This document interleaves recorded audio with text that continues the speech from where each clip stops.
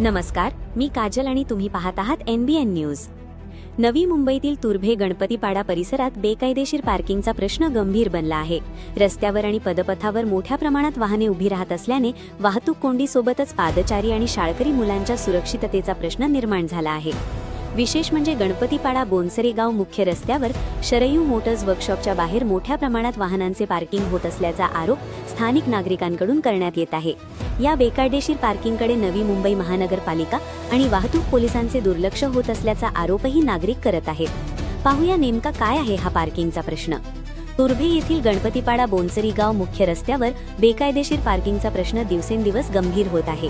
या रस्त्यावरील शरयू मोटर्स वर्कशॉपच्या बाहेर आणि आसपास मुख्य रस्त्यावर मोठ्या प्रमाणात वाहने उभी केली जात असल्याचा आरोप स्थानिक नागरिकांकडून करण्यात येत आहे।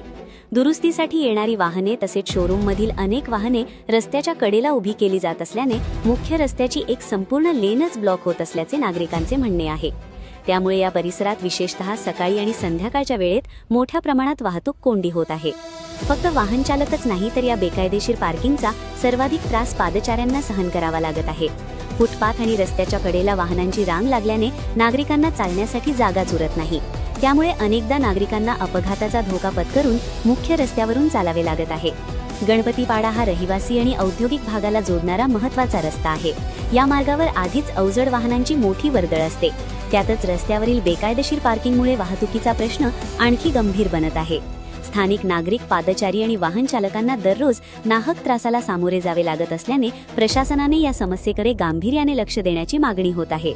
या बेकायदेशीर वाहन पार्किंग विरोधात नवी मुंबई महानगरपालिका, नवी मुंबई पोलीस आणि तुर्भे वाहतूक पोलीस नेमकी काय कारवाई करणार याकडे आता सर्वांचे लक्ष लागले आहे। रस्त्यावरील बेकायदेशीर पार्किंगमुळे वाहतूक कोंडी आणि अपघाताचा धोका निर्माण होत असल्याने प्रशासनाने तातडीने कारवाई करण्याची मागणी नागरिकांकडून होत आहे।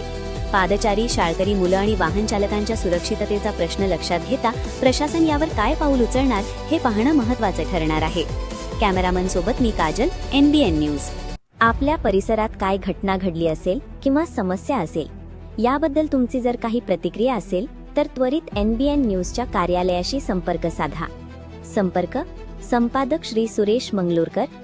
मोबाईल WhatsApp क्रमांक 9769229324 किंवा 7738099060।